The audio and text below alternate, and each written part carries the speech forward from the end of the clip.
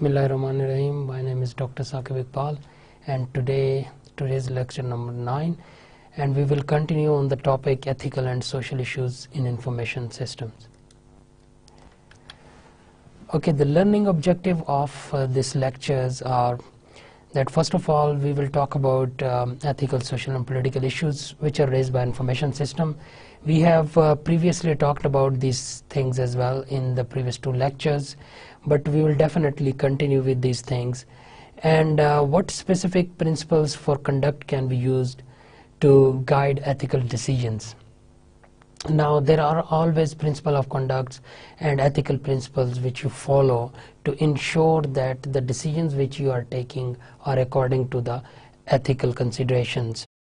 Okay, why do contemporary information system technology and the internet pose challenges to the protection of individual privacy and intellectual property? So in this lecture we will talk about repeatedly about the privacy of the users and privacy of all the stakeholders which are involved in an information system, and also we will talk about some intellectual property privacy as well, that how intellectual property of somebody could be protected by using ethical and moral laws, and how have information system affected everyday life. As we have seen before in the previous lectures, that the use of information system is becoming increasing with every day, and information systems are being introduced in every medium which we used in our day-to-day activities.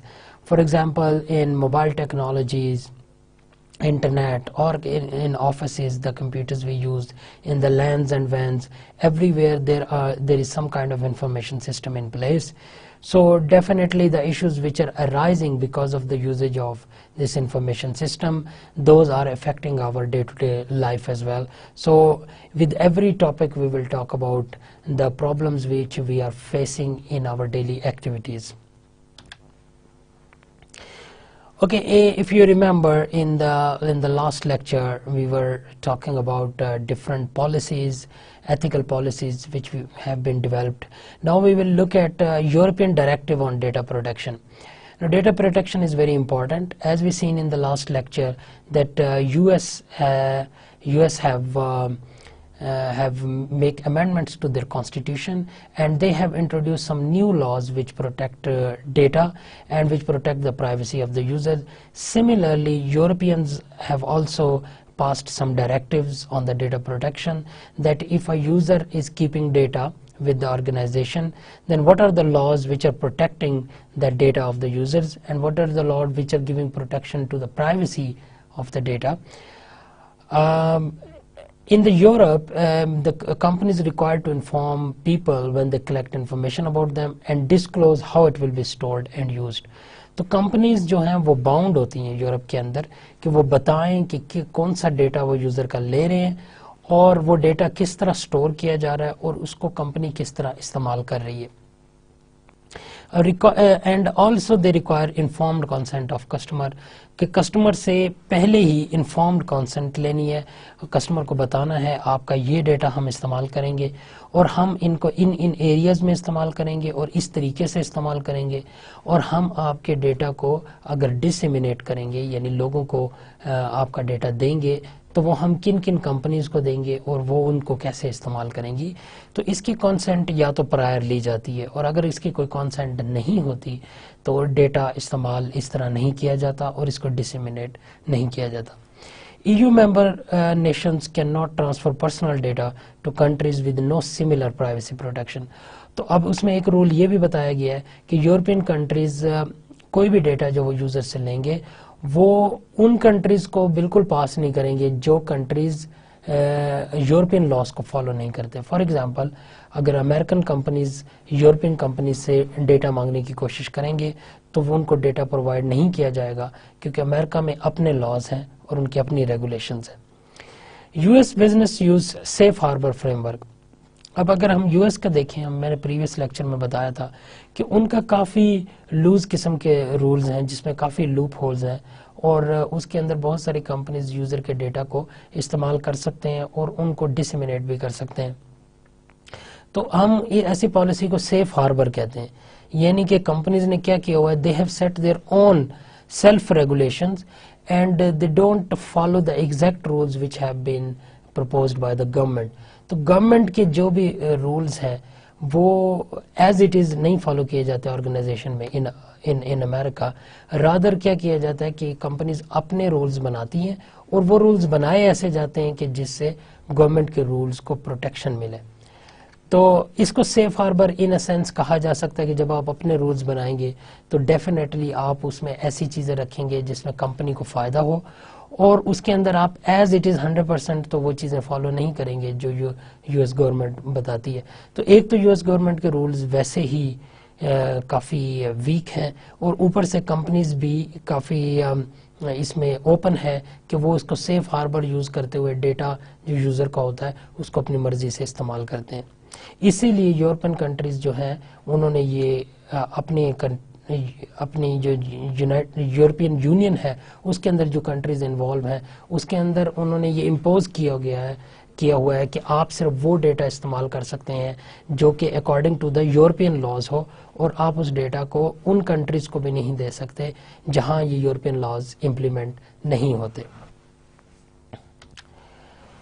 Okay, internet challenges to privacy. اب ہم آتے ہیں کہ challenges کیا ہیں data protection کے لحاظ سے اور ڈیٹا پرائیویسی کے لحاظ سے کون کون سے چیلنجز ہیں. سب سے پہلے کوکیز کو ہم تھوڑا سا ڈیفائن کریں گے. میں نے پریویس 2 لیکچرز میں کوکیز پر کافی بات کی ہے, تو اب ہم اس میں دیکھیں گے کہ کوکیز ہوتی کیا ہیں اور ان کو استعمال کیسے کیا جاتا ہے. بیسیکلی یہ ٹائنی فائلز ہوتی ہیں which are downloaded by website to visitors hard file. تو یہ چھوٹی سی فائلز ہیں جو کہ ویب سائٹس وزٹرز کی ہارڈ ڈرائیو میں رکھ دیتے ہیں. جو بھی ان کی ویب سائٹ پہ آئے گا اس وزٹر کے ہارڈ ڈرائیو پہ رکھ دیتے ہیں, اور یہ ٹائنی فائل جو ہیں وہ ہیلپ کرتی ہیں to identify visitor browser and track visits to site. تو ایک تو وہ وزٹر جو بھی براؤزر یوز کر رہا ہے, فار ایگزامپل اگر وہ انٹرنیٹ ایکسپلورر یوز کر رہا ہے یا کروم یوز کر رہا ہے یا موزیلا یوز کر رہا ہے, تو ایک تو براؤزر کی انفارمیشن جو ہے وہ ویب سائٹس کو پہنچ جاتی ہے کوکیز کے تھرو, اور ایک وزٹر کی وزٹس کی انفارمیشن کہ وہ لاسٹ ٹائم کب اس سائٹ پر آیا تھا اور وہ کتنی دفعہ اس سائٹ پر آ چکا ہے previously. And it also allows websites to develop profiles on visitors. تو اس سے پھر یہ فائلز یہ بھی کرتی ہیں کہ پرسنل ڈیٹا جو ہوتا ہے یوزر کا وہ بھی کلیکٹ کرتی رہتی ہیں. فار ایگزامپل اس کا نام, اس کا ایڈریس, اس کا فون نمبر, اور اس کی ایک پروفائل بھی مینٹین کرتے رہتے ہیں. اب ظاہری بات ہے کہ یہ والی فائل جو ہے کوکی کی فائل وہ اگر یوزر کی ہارڈ ڈرائیو میں پڑی ہوگی تو یوزر جب بھی کسی قسم کی پرسنل انفارمیشن انٹر کرے گا کسی بھی ویب سائٹ پر, وہ اپنا ای میل انٹر کرے گا یا اپنا first name last name enter کرے گا, ایڈریس یا فون نمبر انٹر کرے گا, تو وہ جو کوکی ہوگی وہ آٹومیٹکلی اس کی یہ والی انفارمیشن اپنے اندر اسٹور کر لے گی. اور پھر جب بھی یہ والا یوزر جب اس پرٹیکولر ویب سائٹ پر جائے گا جس کی کوکی انسٹال ہوئی ہے, تو آٹومیٹکلی کوکی کیا ہوگی, وہ کنیکٹ ہو جائے گی ویب سائٹ کے ساتھ, اور یہ والا ساری انفارمیشن اس ویب سائٹ کو پہنچ جائے گی. پھر ایک پرابلم آتا ہے انٹرنیٹ کے اوپر ویب بیکنز یا بگز کا. اس میں یہ کہ چھوٹی سی ٹائنی گرافکس امبیڈ کر دی جاتی ہیں جس طرح کے ای میل یا ویب پیجز پر امبیڈ کر دی جاتی ہیں, تو وہ یہ مانیٹر کرتی رہتی ہیں کہ کون میسیجز پڑھ رہا ہے. فار ایگزامپل اگر آپ ایک ویب سائٹ پہ جاتے ہیں تو اگر اس ویب سائٹ پہ یہ والی بیکنز یا بگز انسٹالڈ ہے تو وہ کیا ہوگا کہ وہ آپ کی انفارمیشن لیتے رہیں گے کہ آپ اس ویب سائٹ پہ آئے ہیں اور آپ کی کیا کیا ایکٹیویٹیز ہیں, اور آپ کون کون سی چیزیں پڑھ رہے ہیں, کون کون سی چیزیں کلک کر رہے ہیں, اور کن کن سائٹس کی طرف آپ جا رہے ہیں. تو وہ آپ کے کانٹینٹس کو بھی دیکھتے رہیں گے, آپ کے لنکس کو بھی دیکھتے رہیں گے, آپ کے ویب پیجز کو بھی دیکھتے رہیں گے جو آپ وزٹ کر رہے ہیں. اسی طرح ایک اسپائی ویئر ہوتے ہیں جو کہ سرپٹیشیسلی انسٹالڈ ہوتے ہیں آن یوزرز کمپیوٹر, اینڈ وٹ سرپٹیشیسلی کا مطلب یہ ہے کہ وہ ہڈن انسٹالڈ ہوتے ہیں یوزر کے کمپیوٹر کے اوپر, اور وہ پھر ٹرانسمٹ کرتے رہتے ہیں یوزرز کے کی اسٹروکس اور پھر ان کی اسٹروکس کے ریسپانس میں ایڈز آتے رہتے ہیں. آپ ایسی بہت ساری ویب سائٹس پہ گئے ہوں گے کہ جب آپ وہاں پر کلک کرتے ہیں تو آپ کے کلک کرنے کے ساتھ ہی ایک ایڈ سامنے آ جاتا ہے, ایک ونڈو اوپن ہو جاتی ہے. تو basically what is happening is that there is some kind of code installed on your computer. So whenever you go on that website, that code is automatically downloaded in your computer, and whenever you click on something, that code automatically generates an add-on, and that add-on comes as a pop-up on your screen. تو یہ spy wears بھی آج کل بہت بڑا problem ہے, اور آپ جو بھی اینٹی وائرس انسٹال کریں تو اس کے اندر آپ نے دیکھا ہوگا کہ اس میں ان سب کی آپشنز ہوتی ہے کہ کیا آپ کوکیز کو ڈسیبل کرنا چاہتے ہیں, یا آپ بگز کو ڈسیبل کرنا چاہتے ہیں, یا اسپائی ویئرز کو ڈسیبل کرنا چاہتے ہیں. تو ان کے پروٹیکشن کے وائرسز آ رہے ہیں, لیکن اینٹی وائرسز آ رہے ہیں لیکن جس طرح اینٹی وائرسز آ رہے ہیں اسی طرح وائرسز بھی سمارٹ ہوتے جا رہے ہیں. تو اینٹی وائرسز کو آلویز کیپ اپ کرنا پڑتا ہے وائرسز کے ساتھ. اسی لیے اگر آپ دیکھیں کہ آپ جو بھی اینٹی وائرس انسٹال کرتے ہیں اس کی اپ ڈیٹ کی آپشن آپ کو کنٹینیوسلی ملتی رہتی ہے. تو اپ ڈیٹ میں وہ یہی کرتے ہیں کہ جتنے بھی نئے وائرسز آ رہے ہیں تو اینٹی وائرس کی جو ویب سائٹ ہوتی ہے وہ ریکارڈ رکھتی رہتی ہے کہ یہ نئے وائرسز آ رہے ہیں. تو جو ہی آپ اپ ڈیٹ کرتے ہیں تو آپ کا جو اینٹی وائرس انسٹال ہوا ہے کمپیوٹر کے اوپر, then it takes all the files from the website as well. Then there is also protection of newly arrived viruses as well. تو پھر جب نیولی ارائیوڈ وائرسز آپ کے کمپیوٹر پہ حملہ کرنے کی کوشش کریں گے تو automatically your antivirus software ہے will have some kind of protection against them. ٹھیک ہے. Google's collection of private data behavioural targeting, اس کے اوپر ہم نے لاسٹ ٹائم کافی بات کی تھی. تھوڑا سا میں ریپیٹ کر دوں آپ کو کہ گوگل کیا کرتی ہے, وہ پرائیویٹ ڈیٹا کو کلیکٹ کرتی ہے اور پھر بیہیورل ایڈز ٹارگیٹنگ کرتی ہے.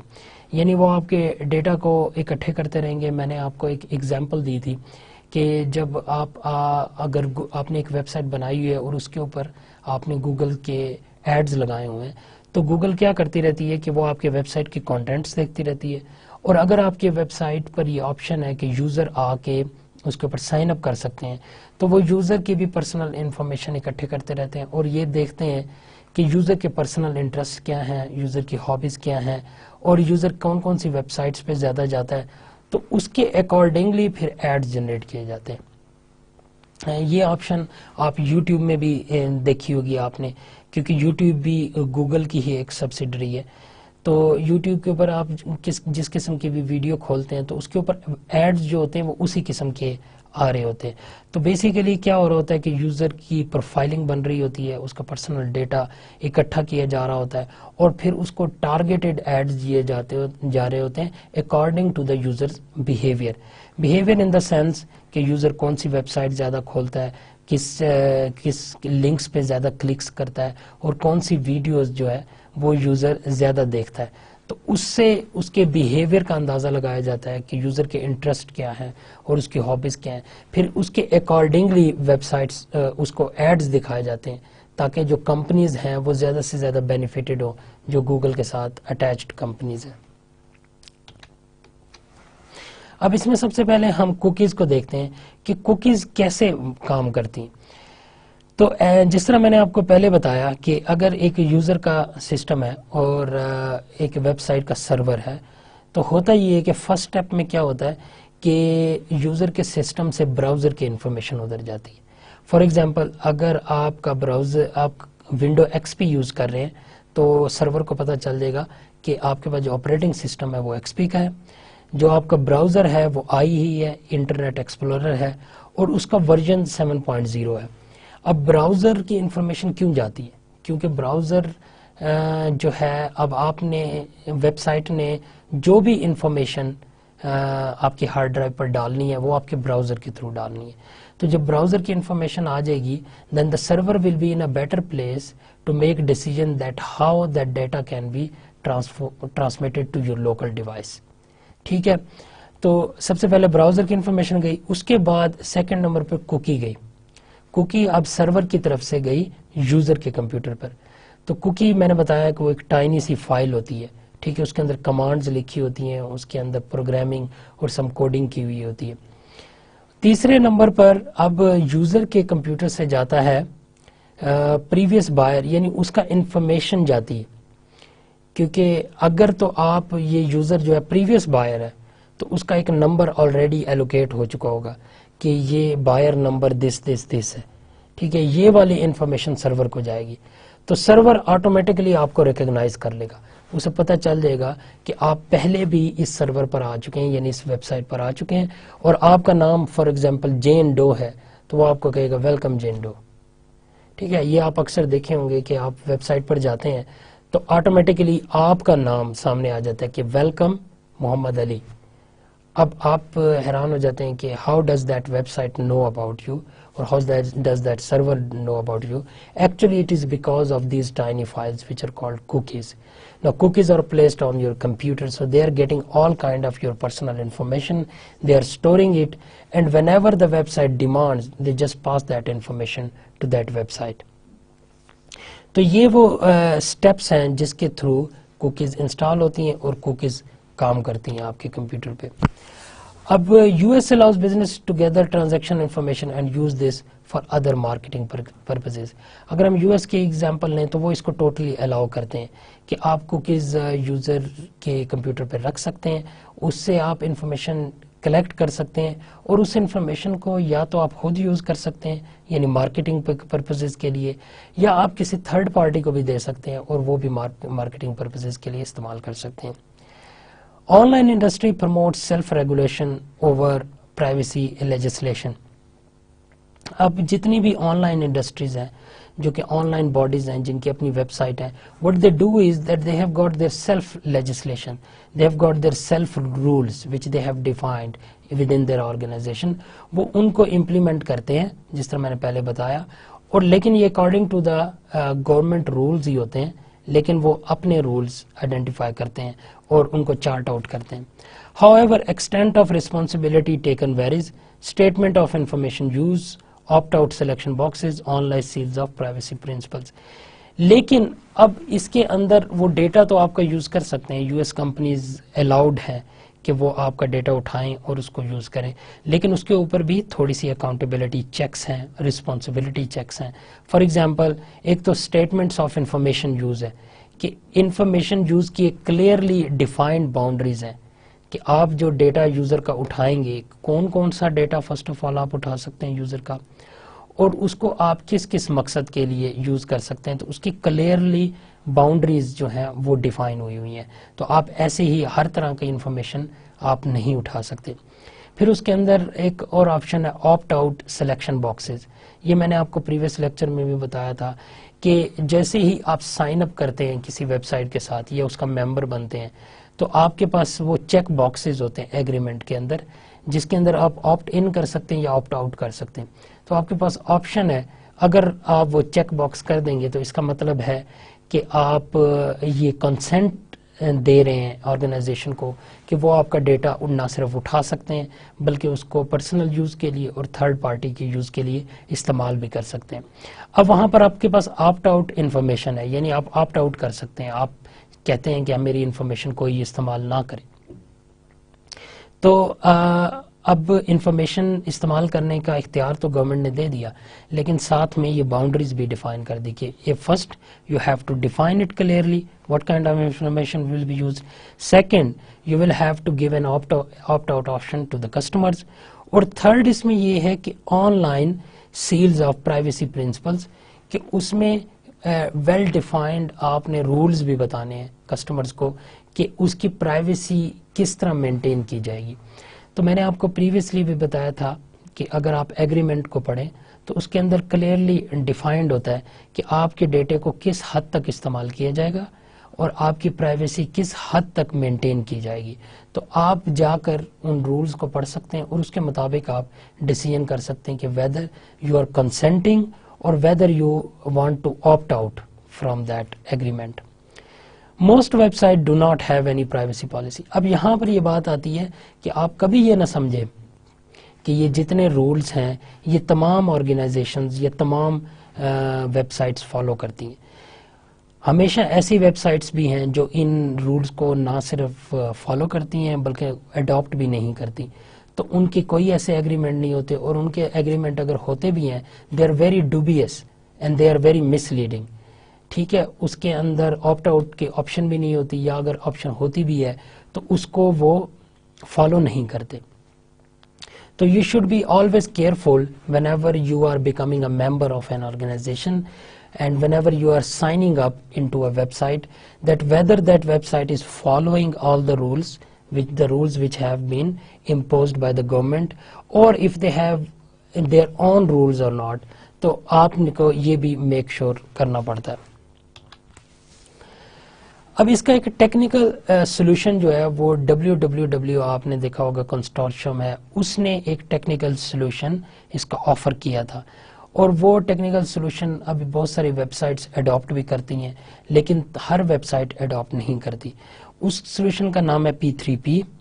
P3P کا مطلب ہے plate form for privacy preferences. ٹھیک ہے, اس کے اندر یہ بتایا جاتا ہے کہ یہ الاؤ کرتا ہے ویب سائٹس کو to communicate privacy policies to visitor web browser user. اب جو ویب براؤزر یوز کیے جا رہے ہیں, اگر وہ P3P اس کو اڈاپٹ کیا ہوا ہے, اور جس ویب سائٹ پہ آپ گئے ہیں اس نے بھی P3P کو اڈاپٹ کیا ہوا ہے, تو پھر آپ کے جو ویب براؤزر کی انفارمیشن ہوگی وہ اس ویب سائٹ کو چلی جائے گی. اور پھر اس ویب براؤزر کے اندر یہ آپشن ہوتی ہے, آپ اگر ویب براؤزر کی سیٹنگ میں جائیں تو اس میں لکھا ہوتا ہے کہ آپ اپنی پرائیویسی سیٹنگ کیا رکھنا چاہتے ہیں, لو رکھنا چاہتے ہیں, میڈیم رکھنا چاہتے ہیں, یا ہائی رکھنا چاہتے ہیں.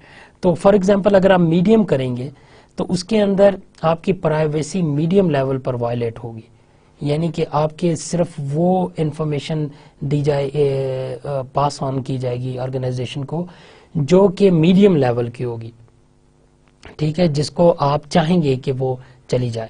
فار ایگزامپل اب میڈیم لیول میں کیا ہوتا ہے کہ it accept cookies from first party host sites that have opt in اور opt out policy but rejects third party cookies that use personal identifier information without an opt in policy. اب اس کا مطلب یہ ہے کہ اگر آپ اس سیٹنگ کو میڈیم پہ رکھیں گے تو میڈیم کا مطلب یہ ہوتا ہے کہ صرف وہ ویب سائٹس جنہوں نے آپٹ آؤٹ اور آپٹ ان کی آپشن دی ہوئی ہوتی ہے, صرف وہ ویب سائٹ آپ کا پرسنل ڈیٹا اٹھا سکیں گی. ٹھیک ہے, باقی کوئی بھی ویب سائٹ ہوگی وہ آپ کا ڈیٹا نہیں اٹھا سکے گی. ٹھیک ہے, اسی طرح جو تھرڈ پارٹیز ہوتی ہیں جنہوں نے صرف آپٹ ان کی آپشن دی ہوئی ہوتی ہے وہ سب ریجیکٹ ہو جائیں گے. ٹھیک ہے, اس کا مطلب یہ ہے ان ادر ورڈز کہ آپ اگر اپنے براؤزر کے اندر P3P فیسلٹی اویلیبل ہے تو آپ اپنے براؤزر کی سیٹنگز میں جائیں, اور اس کے اندر اگر آپ پرائیویسی کی سیٹنگ دیکھیں تو اس کے اندر لو, میڈیم اور ہائی آپشنز ہیں. تو آپ اس کے اندر اگر آپ لو رکھیں گے تو اس کا مطلب ہے کہ majority of the websites can keep cookies on your computer. لیکن اگر آپ وہ میڈیم رکھیں گے تو only those websites will be allowed to keep cooking on your computer which have some kind of opt-in and opt-out facilities available. ٹھیک ہے, تو اس سے یہ چیک رہتا ہے کہ جو ویب سائٹس جو اکارڈنگ ٹو دا رولز ہیں اور جو US پالیسیز کو فالو کر رہی ہیں یا ریگولیشنز کو فالو کر رہی ہیں, صرف وہ آپ کے کمپیوٹر پہ کوکی رکھنے کی مجاز ہوں گی اور ان کو یہ اختیار ہوگا. ادروائز جو ویب سائٹس ڈوبیس ویب سائٹس ہیں وہ نہ صرف کوکیز آپ کے کمپیوٹر پر نہیں رکھ سکیں گی بلکہ آپ کے کمپیوٹر سے کسی قسم کا کوئی پرسنل ڈیٹا بھی نہیں اٹھا سکیں گی. تو یہ P3P ایک سولوشن ہے جو کہ آفر کیا گیا تھا. اب P3P اسٹینڈرڈ میں ہوتا کیا ہے کہ سرور جو ہوتا ہے وہ آپ کے یوزر کے کمپیوٹر کے ساتھ اٹیچڈ ہوتا ہے. جب یوزر اس سرور پر آتا ہے, سرور کا مطلب ہے ویب سائٹ کا سرور, تو جب آپ ویب سائٹ کو اوپن کریں گے تو پھر یہ کیا کرے گا, آپ ایک ریکویسٹ بھیجیں گے اسے ویب پیج کی اوپن کرنے کی. ٹھیک ہے, تو سرور کیا کرے گا, ویب پیج آپ کو بھیجے گا, ساتھ میں آپ کو بھیجے گا کمپیکٹ P3P پالیسی اور pointer to full P3P policy. ٹھیک ہے, تو آپ کو یہ جب پالیسیز آ جائیں گی تو پھر آپ کا جو براؤزر ہوگا وہ ان پالیسیز کے ساتھ میچ کرے گا آپ کی سیٹنگز کو. فار ایگزامپل اگر آپ کی سیٹنگ میڈیم ہوگی تو P3P پالیسی جو کہ سرور کی طرف سے بھیجی گئی اس کے ساتھ میچ کیا جائے گا کہ میڈیم لیول پہ کس طرح کی کوکیز کو رکھا جا سکتا ہے. اور اگر آپ کی سیٹنگ ہوگی ہائی تو ہائی کے حساب سے P3P پالیسی کو چیک کیا جائے گا جو کہ سرور نے بھیجی ہوگی. تو اس کے اندر یہ 3 سٹیپس ہیں اگر آپ پڑھیں. The user with P3P web browsing software request a web page, ٹھیک ہے, جو میں نے آپ کو بتایا. The web server returns the web page along with the compact version of the website's policy and a pointer to a full version. تو آپ فل ورژن بھی پڑھ سکتے ہیں کہ P3P پالیسی کا کیا ہے. if the website is not P3P compliant, no P3P data are returned. تو اگر ویب سائٹ کے اندر جس طرح میں نے آپ کو میڈیم کی ایگزامپل دی, آپٹ ان آپٹ آؤٹ نہیں ہے تو یہ کمپلائنٹ نہیں ہے, تو پھر آپ کا ڈیٹا ایکسچینج نہیں ہوگا.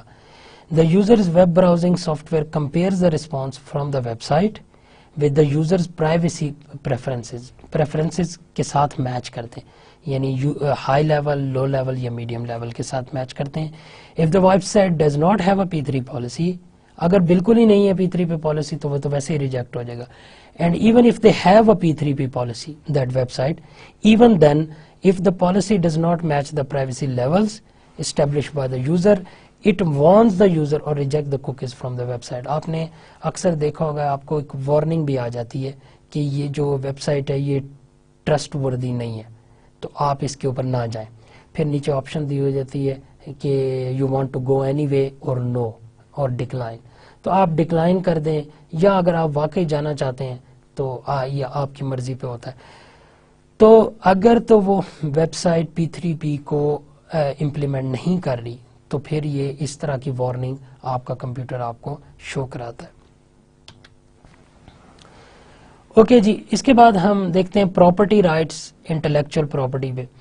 انٹلیکچوئل پراپرٹی جو ہوتی ہے وہ انٹینجیبل پراپرٹی ہوتی ہے of any kind created by individual اور کارپوریشنز. تو انٹلیکچوئل پراپرٹی اسے کہا جاتا ہے جو آپ کی انوویشن ہوتی ہے, ٹھیک ہے. فار ایگزامپل اگر آپ نے ایک ویب سائٹ بنائی ہے, دس از یور انٹلیکچوئل پراپرٹی. اگر آپ نے ایک سافٹ ویئر بنایا ہے, دس از این انٹلیکچوئل پراپرٹی. آپ نے کوئی تھیوری دی ہے, کوئی الگوریدم دیا ہے, کوئی تھیورم دیا ہے, کوئی ماڈل دیا ہے جو کہ آج سے پہلے ایگزسٹ نہیں کرتا تھا, تو یہ آپ کی انٹلیکچوئل پراپرٹی ہے. تو ایسی کوئی بھی انٹینجیبل چیز جو آپ کی انٹینجیبل, ہم ان دا سینس آف انٹرنیٹ کہہ رہے ہیں کہ جو کہ آپ کی انٹلیکٹ کی پروڈکشن ہے, جو کہ آپ نے اپنے دماغ سے بنائی ہے, تو وہ اس کے اوپر ٹوٹلی آپ کا رائٹ ہے, تو وہ آپ کی انٹلیکچوئل پراپرٹی ہے. تو اس کی پرائیویسی بھی اتنی ہی امپورٹنٹ ہے جتنی آپ کے ڈیٹا کی پرائیویسی امپورٹنٹ ہے, ٹھیک ہے. 3 main ways that protect intellectual property. تو 3 طریقے ہیں. فرسٹ آف آل ہے ٹریڈ سیکرٹ. انٹلیکچوئل پراپرٹی اور product belonging to business not in the public domain. تو کچھ ہوتے ہیں ٹریڈ سیکرٹ. فار ایگزامپل میں نے آپ کو ایگزامپل دی تھی کوکا کولا کمپنی کی, کہ کوکا کولا کمپنی نے اپنا جو ٹریڈ سیکرٹ تھا وہ 100 years کے بعد ریویل کیا. یعنی انہوں نے 100 years کے بعد بتایا کہ وہ کس قسم کے انگریڈینٹس اپنی کوکا کولا ڈرنکس کے اندر ڈال رہے تھے, ٹھیک ہے.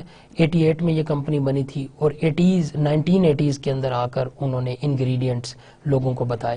تو کیونکہ یہ ان کا ٹریڈ سیکرٹ تھا, وہ لوگوں کو نہیں بتانا چاہتے تھے کہ وہ اپنا کوکا کولا کیسے بناتے ہیں, کیونکہ اس سے پھر کمپیٹیٹرز کاپی کر لیتے اور وہ اس طرح کا کوک بنا لیتے, ٹھیک ہے.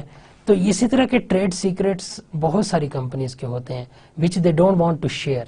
Now the trade secrets are also part of intellectual property. They are a kind of intellectual property and they have to be kept as a secret and their privacy has to be protected. پھر ایک طریقہ ہوتا ہے copy right کا. تو ایک تو trade secret ہوگا, آپ اسے کہہ سکتے ہیں کہ یہ میرا ٹریڈ سیکرٹ ہے, میں لوگوں کو نہیں بتانا چاہتا. پھر آپ اس کا کاپی رائٹ لے سکتے ہیں. کاپی رائٹ آپ نے دیکھا ہوگا بہت ساری کمپنیز کے ساتھ ان کے نام کے ساتھ سی لکھا ہوتا ہے ایک سرکل کے اندر. اس سی کا مطلب ہے کہ یہ چیز کاپی رائٹڈ ہے. لوگوں نے اپنے لوگو کے ساتھ بھی سی لکھا ہوتا ہے, یعنی یہ کمپنی کا جو لوگو ہے nobody else can use this logo. نام کے ساتھ بھی سی لکھا ہوتا ہے, means that name is also an intellectual property and you can not replicate it, you can not steal it. تو کاپی رائٹ کیسے حاصل کیا جاتا ہے؟ بیسیکلی یہ ایک اسٹیچوٹری گرانٹ ہوتی ہے جو کہ گورنمنٹ دیتی ہے کمپنیز کو to protect their intellectual property from being copied for the life of the author plus 70 years. تو اب یہ جو انٹلیکچوئل پراپرٹی, یہ ہم بائی دا وے US کے لاز کی بات کر رہے ہیں. US میں یہ ہوتا ہے کہ اگر آپ اپنے آئیڈیا پر یا اپنی پروڈکٹ پر یا اپنی انوویشن پر کاپی رائٹ لینا چاہتے ہیں تو آپ کو کاپی رائٹ دیا جاتا ہے آپ کی لائف جب تک آپ زندہ رہیں گے، اس کے بعد پلس 70 ایئرز آپ کا وہ کاپی رائٹ ہوگا، کوئی اس کو اڈاپٹ نہیں کر سکے گا۔ ہاں 70 ایئرز کے بعد جو آپ کے اپنے جو انہیریٹنس میں جو لوگ ہیں جنہوں نے فار ایگزامپل آپ نے کمپنی بنائی اور وہ انٹلیکٹ اس کو آپ نے کاپی رائٹ کروایا تو آپ کی کمپنی ظاہری بات ہے پاس آن ہوگی آپ کی جنریشن کو، تو جو آپ کی فالوئنگ جنریشن ہوگی اگر وہ چاہے تو آپ کی لائف ٹائم اور اس کے بعد 70 سال کے بعد اس کاپی رائٹ کو رینیو کروا سکتی ہے۔ اگر رینیو نہیں کروائے گی تو کاپی رائٹ آٹومیٹکلی ختم ہو جائے گا، تو پھر اس کے بعد کوئی بھی بندہ اس کاپی رائٹڈ مٹیریل کو استعمال کر سکے گا۔ تیسرا طریقہ ہوتا ہے کہ آپ پیٹنٹس لے سکتے ہیں، تو اکثر انوویشنز جو ہوتی ہیں یا جو نئی پروڈکٹس ہوتی ہیں ان کے لوگ پیٹنٹس لے لیتے ہیں۔ جس طرح میں نے آپ کو کوکا کولا کہا ہے تو کوکا کولا اس سے پہلے دنیا میں وجود نہیں رکھتی تھی، تو کوکا کولا کا باقاعدہ انہوں نے پیٹنٹ لیا تھا 1880s کے اندر، ٹھیک ہے۔ پیٹنٹ کیا کرتا ہے کہ it grants creator of invention an exclusive monopoly on ideas behind invention for 20 years, تو آپ کو 20 سال تک ٹوٹل مونوپلی ہوتی ہے کہ آپ اپنا جو انوویشن ہے یا جو آئیڈیا ہے اس کو آپ کیسے استعمال کر سکتے ہیں، کس کس کو بیچ سکتے ہیں، اس کی آپ رائلٹی لے سکتے ہیں، یعنی آپ کا جو آئیڈیا ہوگا اس کو جو کوئی اور یوز کرے گا وہ آپ کو استعمال کرنے کے پیسے دیتا رہے گا۔ پیٹنٹس زیادہ تر سائنٹیفک ڈسکوریز میں بھی استعمال ہوتے ہیں۔ فار ایگزامپل آپ نے ایک الگوریدم بنایا، ٹھیک ہے، اور آپ نے یا ایک نیا ماڈل بنایا سائنٹیفک ماڈل، تو اگر آپ اس کا پیٹنٹ لے لیں تو پھر جو بھی سائنٹسٹ آپ کے ماڈل کو استعمال کرے گا پہلے وہ آپ سے پرمیشن لے گا یا اس کی کوئی تھوڑی سی فیس جو آپ نے رکھی ہوئی ہوگی وہ ادا کرے گا، تو تبھی وہ آپ کے ماڈل کو استعمال کر سکے گا۔ اس کو رائلٹی کہا جاتا ہے۔ تو آپ پیٹنٹس کے بدلے میں رائلٹی لے سکتے ہیں، لیکن اگر آپ امریکہ کے پیٹنٹس لیں گے تو پھر آپ صرف 20 ایئرس کی رائلٹی کلیم کر سکتے ہیں، ٹھیک ہے۔ تو یہ 3 طریقے ہیں جس کے تھرو آپ اپنی انٹلیکچوئل پراپرٹی کو پروٹیکٹ کر سکتے ہیں۔ Okay, challenges to intellectual property rights, اب اس کے ساتھ کچھ پرابلمز بھی ہیں، چیلنجز بھی ہیں۔ For example digital media is different from physical media. شروع میں یہ جو تینوں طریقے تھے یہ اکثر بکس وغیرہ پر اپلائی ہوتے تھے کہ بھئی آتھر نے ایک بک لکھی اور اس بک پہ اپنا کاپی رائٹ لے لیا یا اس بک پر پیٹنٹ لے لیا اگر اس بک میں کوئی نئی چیز ہے، انوویشن ہے۔ لیکن آج کل تو میڈیمز چینج ہو گئے ہیں، انوویشنز بھی چینج ہو گئی ہیں، تو فار ایگزامپل آج کل بڑا آسان ہو گیا ہے ریپلیکیشن کرنا، یعنی آپ کے آئیڈیا کو ریپلیکیٹ کرنا آسان ہو گیا ہے کیونکہ آن لائن میڈیم آ گیا ہے، انٹرنیٹ آ گیا ہے، جس کی وجہ سے لوگوں کو زیادہ نالج ہے یا نالج کے طرف ایکسس لوگوں کا زیادہ ہے۔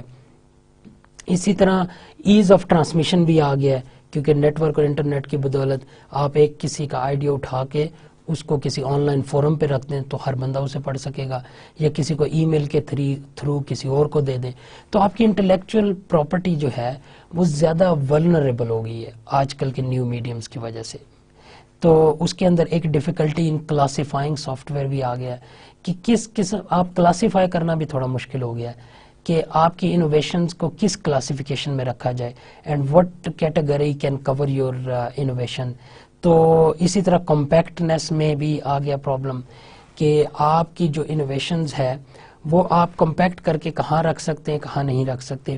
پھر ڈیفیکلٹیز ان اسٹیبلشنگ یونیکنیس، ٹھیک ہے، یونیکنیس میں بھی مسئلہ آ رہا ہے کہ فار ایگزامپل آپ نے ایک انوویشن کی ہے اور آپ اس کا پیٹنٹ لینا چاہتے ہیں، تو اب چونکہ انٹرنیٹ کا دور ہے، میڈیم کا دور ہے، تو at the same time research جو ہے وہ بھی بڑی تیزی سے جاری ہے، تو آپ کو یہ نہیں پتہ چلتا کہ maybe at the same time somebody else has made the same thing as well۔ تو اب آپ کی یونیکنیس کیا ہے، کیونکہ پیٹنٹ کے لیے یا کاپی رائٹ کے لیے یہ ضروری ہوتا ہے کہ آپ کا جو بھی کام ہو وہ یونیک ہو، ٹھیک ہے، وہ لوگوں سے ڈیفرنٹ ہو اور وہ آج تک دنیا میں نہ ہو چکا ہو۔ تو اگر یونیکنیس ہی آئیڈینٹیفائی نہیں ہو سکے گی تو پھر یہ پتہ لگانا ذرا مشکل ہو جائے گا کہ کیا آپ کو پیٹنٹ ملنا چاہیے یا کاپی رائٹ ملنا چاہیے یا نہیں ملنا چاہیے۔ اچھا، ایک ڈیجیٹل ملینیم ایکٹ جو ہے کاپی رائٹ ایکٹ وہ بھی انٹروڈیوس کروایا گیا، جو کہ اس کو انشور کرتا ہے it makes it illegal to circumvent technology based protection of copyrighted material. اب ڈیجیٹل کے اوپر چونکہ کاپی رائٹ کی پرائیویسی کو مینٹین کرنا ذرا مشکل ہوتا ہے، کیونکہ ڈیجیٹل میڈیم کے اوپر ریپلیکیشن بہت آسان ہوتی ہے. فار ایگزامپل اگر آپ میوزک کی بات کرتے ہیں، میں اس کی چھوٹی سی مثال دیتا ہوں. اب کسی نے ایک میوزک کمپوزر ہے، اس نے ایک گانا کمپوز کیا. Now this is his intellectual property and he has got its copy right. لیکن اگر وہ انٹرنیٹ پہ اس کو شیئر کرتا ہے، اب کاپی رائٹ تو اس کا ہے، لیکن اگر اس نے انٹرنیٹ پہ کسی ویب سائٹ پہ رکھا یا یوٹیوب پہ رکھا یا کسی ایسی جگہ پہ رکھا جہاں پہ لوگ آن لائن آ کر سن سکتے ہیں، تو وہ بڑے ایزیلی اس میوزک کی کاپی بنا سکتے ہیں، اور کاپی بنا کے پھر اپنا نام لکھ کے وہ اس کو ڈسیمینیٹ بھی کر سکتے ہیں، اس کو کسی اور میڈیم پہ بھی رکھ سکتے ہیں یا اسی میڈیم پہ رکھ سکتے ہیں اور کلیم کر سکتے ہیں کہ وہ گانا ان کا تھا. تو اب ڈیجیٹل ایج اور انٹرنیٹ کی ایج اور نیٹ ورکنگ کی ایج کی وجہ سے یہ بھی بہت مشکل ہو گیا ہے کہ آپ کاپی رائٹ کو پروٹیکٹ کیسے کریں. تو اس کے لیے ایک ڈیجیٹل ملینیم ایکٹ انٹروڈیوس کروایا گیا ہے، جو کہ اس بات کو انشور کرتا ہے کہ پائریسی نہ کی جائے اور انلیگل کاپیز نہ بنائی جائیں کسی بھی ڈیجیٹل میڈیم کی. اوکے، اس میں اکاؤنٹیبلٹی، لائبلٹی اور کنٹرول ایشوز آ جاتے ہیں کہ کمپیوٹر ریلیٹڈ لائبلٹی پرابلمز کیا ہیں، کہ if soft where feels who is responsible. اب لائبلٹی تھوڑی مشکل ہوتی جا رہی ہے، اس کو بھی سمجھنے کی ضرورت ہے کہ اگر کوئی سافٹ ویئر فیل ہوتا ہے تو یہ کس کی ذمہ داری؟ کیا کمپیوٹر پروگرامر کی ذمہ داری ہے جس نے یہ سافٹ ویئر بنایا؟ کیا اس کے مینیجر کی ذمہ داری ہے جس کی سرویلنس کے اندر سافٹ ویئر بنا؟ یا اس آرگنائزیشن یا سافٹ ویئر انڈسٹری کی ذمہ داری ہے جس کے اندر وہ پروگرامر کام کرتا تھا اور جس کی پروڈکٹ وہ والا سافٹ ویئر ہے؟ تو اب یہ بھی اٹس ویری ہارڈ ٹو جج that who is liable for the problem in the software. If seen as a part of machine that injures or harms, software producer and operator may be liable. تو اگر machine کی بات کریں تو ہم کہہ سکتے ہیں کہ جی آپریٹر یا سافٹ ویئر پروگرامر لائبل ہے. If seen as a similar to book, difficult to hold author publisher responsible. اب یہ اگر بک کی شکل میں دیکھیں تو آپ اگر بک میں کوئی پرابلم ہے تو آپ کس کو رسپانسبل کریں گے؟ کیا آتھر کو رسپانسبل کریں گے یا جو پبلشرز ہیں جنہوں نے اس بک کی کاپیز بنائی ہیں اور ڈسٹریبیوٹ کی ہیں، آپ ان کو لائبل کریں گے؟ تو یہ بھی فکس کرنا پرابلم ہے. What should liability be if software seen as a service? Would this be similar to telephone systems not being liable for transmitted messages? اگر آپ سافٹ ویئر کو ایز اے اپلیکیشن لیں گے تو اس کی liability کو آپ ڈفرینٹ پرسپیکٹو سے دیکھیں گے، لیکن اگر اس کو ایز اے سروس لیں گے کہ یہ کسی قسم کی سروسز پرووائڈ کر رہے ہیں تو پھر اس کو دیکھنا ایون زیادہ مشکل ہوتا ہے. کیونکہ اگر ہم ٹیلی فون کمپنی کا دیکھا جائے، ٹیلی فون کمپنی سروسز دے رہی ہے، لیکن اس سروسز کو کوئی لوگ غلط بھی استعمال کر سکتے ہیں. فار ایگزامپل اگر آپ فون کرتے ہیں اور اس فون پر آپ کسی کرائم کی بات کرتے ہیں کہ یا کرائم کا منصوبہ بندی کرتے ہیں فون پہ، تو اب ٹیلی فون کمپنی تو رسپانسبل نہیں ہے کہ اس کا فون کس طریقے سے استعمال ہو رہا ہے. سملرلی اگر ایک soft where as a service ہے، فار ایگزامپل اب یوٹیوب والے کہہ سکتے ہیں کہ ہم نے تو ایز اے سروس پرووائڈ کیا ہوا ہے کہ لوگ اس کے اوپر آ کر ویڈیو چڑھائیں، لیکن ہم اس کے لائبل نہیں ہیں کہ وہ کس قسم کی ویڈیوز اس کے اوپر پوسٹ کرتے ہیں، کیونکہ ہم تو ایک سمپلی پلیٹ فارم پرووائڈ کر رہے ہیں، سروس پرووائڈ کر رہے ہیں، just like a telephone company. ٹھیک ہے، تو وی آر ناٹ لائبل. تو اب اس میں یہ بھی ایشو آتا ہے کہ who is liable and who should be held accountable if there is any problem in that medium. Okay, the system quality. When we talk about system quality, there is data quality and system errors. Now what is system quality? کیونکہ ethical issues میں system quality بھی آ جاتی ہے. میں نے آپ کو پہلے بھی بتایا تھا کہ ACM کوڈ آف کنڈکٹ میں اور IEEE کوڈ آف کنڈکٹ میں یہ کلیئرلی بتایا گیا ہے کہ programmer is responsible to make a quality product, اور اس کے اندر نہ صرف پروڈکٹ کی کوالٹی ہونی چاہیے بلکہ اس کے جو پروسیسز ہیں، جو ایکٹیویٹیز ہیں، جو ٹاسکس ہیں جو کہ اس پروڈکٹ کو بنانے کے لیے استعمال کیے گئے ہیں، ان کی بھی کوالٹی ہونی چاہیے. کیونکہ اگر وہ کوالٹی میں ہوں گے تو پروڈکٹ بھی کوالٹی کی ہوگی. تو پروڈکٹ سے مراد یہاں پر یہی ہے کہ جب وہ product as a soft where society میں جائے گی یا کسی آرگنائزیشن میں جائے گی تو پھر وہ اس کی جو آؤٹ پٹ ہوگی وہ بھی کوالٹی کی ہوگی. تو سسٹم کوالٹی میں ایک تو ڈیٹا کوالٹی آ جاتی ہے اور سسٹم ایررز آ جاتے ہیں. اب ڈیٹا کوالٹی میں کہ کس قسم کا ڈیٹا جو ہے وہ سسٹم پہ رکھا جا رہا ہے. فار ایگزامپل اگر ہم سوشل میڈیا کی بات کریں تو اس کے اندر کون سا ڈیٹا آ رہا ہے اور کون سا ڈیٹا لوگ پڑھ رہے ہیں, کس قسم کا ڈیٹا لوگ شیئر کر رہے ہیں. اب اس کے اوپر بھی کنٹرول رکھنا ہے اور اس کو ایتھیکلی کریکٹ رکھنا ہے. تو یہ ایک بہت بڑا ایشو ہے اٹ سیلف. فار ایگزامپل ہم ٹویٹر کی بات کرتے ہیں. اب ٹویٹر کے اوپر لوگ اپنے جو سٹیٹس ہیں ان کو اپڈیٹس کرتے رہتے ہیں اور اپنی ایکٹیویٹیز کے متعلق بتاتے ہیں. تو اب ایسی صورت میں اب لوگ کیا کیا سٹیٹس اپڈیٹ کر رہے ہیں اور کیا اپنے activity day to day activities کے متعلق بتا رہے ہیں, اس کے اوپر کنٹرول رکھنا ایک بہت ہی مشکل کام ہے. اسی طرح فیس بک کے اوپر لوگوں پر کنٹرول رکھنا کہ what they are sharing, what they are posting, what they are commenting on, and what kind of data they are talking about, and what are the topics which are being discussed, and what are the political things which are being discussed, whether those things are they are hurtful to some community, whether they are hurtful to some kind of segment of the society. تو اس کو دیکھنا بھی ایک مسئلہ ہے. اب وہ پرابلم ایتھیکلی کس حد تک آرگنائزیشن اس کے لیے لائبل ہیں یا اکاؤنٹیبل ہیں اور کس حد تک یوزرز اکاؤنٹیبل ہیں. کیونکہ اگر آپ سوشل میڈیم کی بات کریں گے تو اس پہ جو ڈیٹا رکھا جا رہا ہے, اب کیونکہ سوشل میڈیم والے کہہ سکتے ہیں کہ because we are not liable for the data which is being kept. For example اگر یوزرز کوئی ہارمفل ڈیٹا ایڈ کر رہے ہیں جو کچھ اور لوگوں کے لیے ہارمفل ہوگا تو اس لیے لوگوں تو یوزرز کو پکڑنا چاہیے جو اس قسم کا ڈیٹا اپلوڈ کر رہے ہیں. لیکن on the other there is another school of thought as well which say that organization such as Facebook should also be accountable for that, they should not let any bad data being entered in their website, and if there is any such data which is hurtful to other people or available on the website, then this is the responsibility of the website to delete such data. اب جس طرح کہ ایک example previously بھی میں نے discuss کی تھی, جس طرح ابھی یوٹیوب اس ٹائم پاکستان میں بند ہے, تو وہ اسی لیے بند ہے کہ وہ اس طرح کے ویڈیو یوٹیوب کے اوپر تھی جو کہ ہم پاکستانی کمیونٹی کے لیے ہرٹفل ہے. اب اگر آپ یوٹیوب والوں سے بات کریں, جو کہ بات ہوئی ہے گورنمنٹ لیول پر پاکستانی گورنمنٹ اور یوٹیوب کی, تو اس کے اوپر یہی بات ہوئی ہے کہ YouTube have maintained the claim that they have provided a plate form. Okay, they are letting everybody to put anything on the YouTube. Now it is up to the user what kind of data they are putting, and if that data is hurtful to some kind of segment or some kind of ethnicity or some kind of religious affiliation, then the users who have put that data should be held accountable, and it is not the responsibility of the organization. That is why they have not deleted that video from their YouTube, and hence there is a ban in Pakistan and we cannot use YouTube. تو data quality کے کون لوگ اس پہ ذمہ دار ہیں؟ Users کو اپنی ذمہ داری کا احساس ہونا چاہیے کہ وہ کیا کوالٹی کا ڈیٹا اپلوڈ کر رہے ہیں, اور اسی طرح آرگنائزیشنز کو اپنا دیکھنا چاہیے کہ whether they are putting quality data or not, and if there is not any quality data coming on their website, that how much action they should take, and what kind of data they should delete or what kind of data they should keep on their website. دوسرا soft system quality میں جو بڑا issue آتا ہے وہ system errors کا آتا ہے.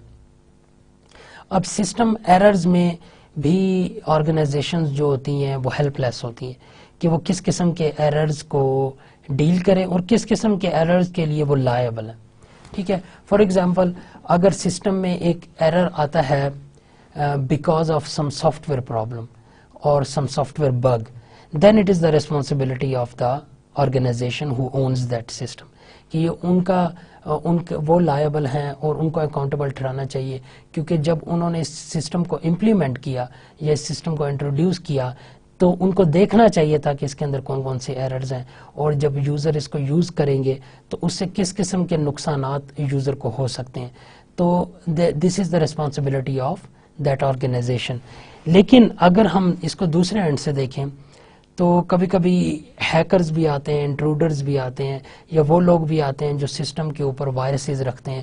تو اب اس میں کیا سسٹم کے جو آنرز ہیں ان کی رسپانسبلٹی ہے یا ایسے یوزرز کی رسپانسبلٹی ہے کہ وہ اس طرح کے ڈیٹا سسٹم میں رکھ رہے ہیں جو کہ سسٹم میں ایررز پروڈیوس کر رہے ہیں. تو یہ اس میں بھی دونوں کو ڈسٹنگوش کرنا بہت ضروری ہے. What is an acceptable technological feasible level of system quality. اب اس کے اوپر ڈیبیٹ آ جاتی ہے کہ کیا ایکسیپٹیبل ہے, یعنی سسٹم کے اندر کتنی کوالٹی جو ہے وہ ایکسیپٹیبل ہے اور کتنی ان ایکسیپٹیبل ہے. فار ایگزامپل اگر آپ کہیں کہ فلالیس سافٹ ویئر ہونا چاہیے, سافٹ ویئر کے اندر کوئی بگ یا کوئی ایرر نہیں ہونا چاہیے, تو basically it is economically infeasible, یہ ہو ہی نہیں سکتا. ٹھیک ہے, اکنامکلی کیسے؟ دیکھیں آپ جو سب سے پہلے 1995 کا جو ونڈوز آپریٹنگ سسٹم آیا تھا جس کو 95 ونڈو بھی کہتے ہیں, اس سے پہلے ایک 93 میں بھی آیا تھا, لیکن 95 ونڈو سب سے کامن آپریٹنگ سسٹم تھا جو کہ پوری دنیا میں استعمال ہوا اور بڑا فیمس ہوا, جس کا پھر سکسیسر 1998 کا آپریٹنگ سسٹم تھا.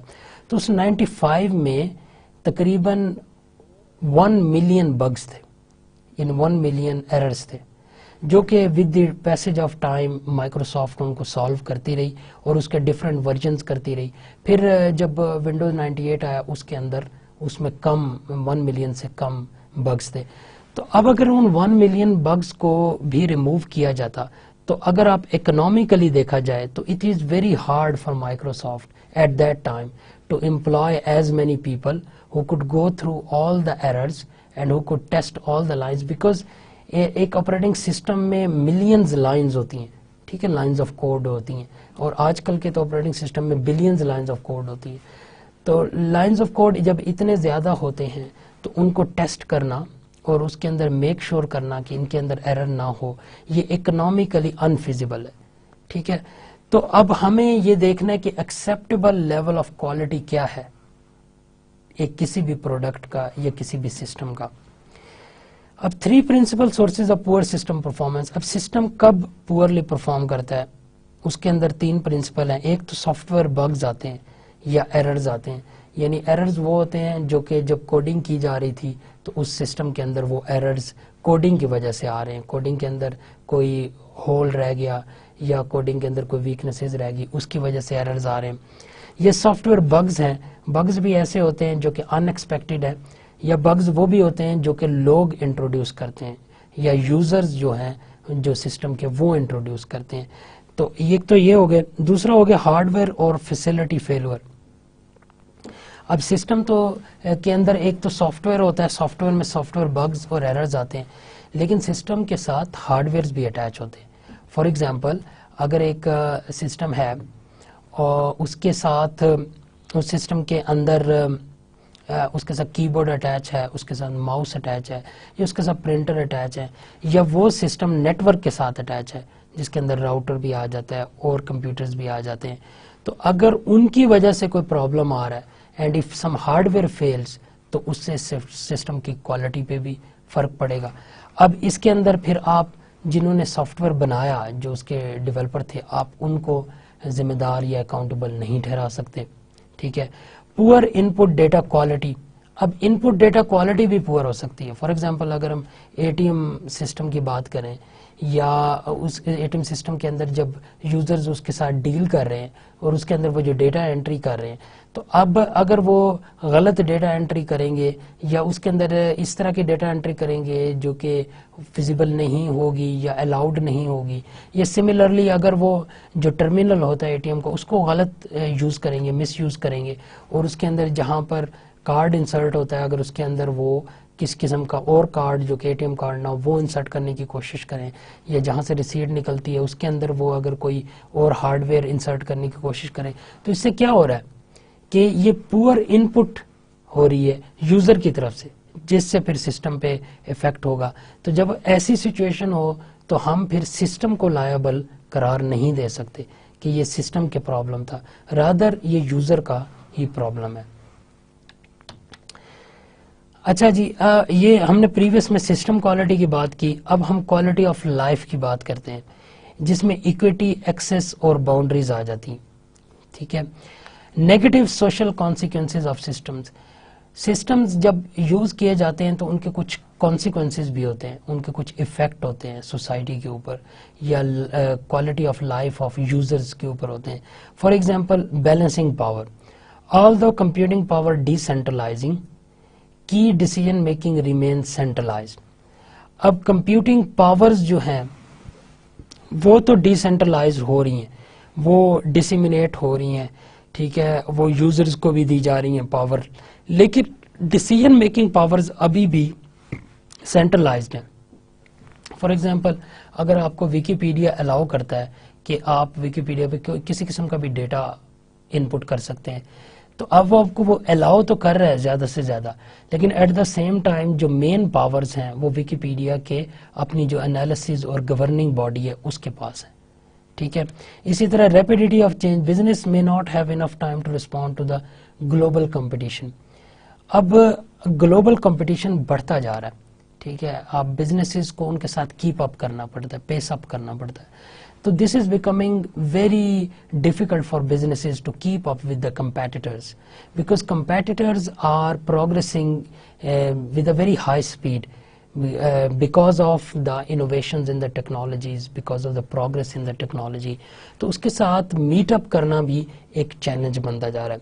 Maintaining boundaries. Computing internet use lengthens work day, infringes on family personal time.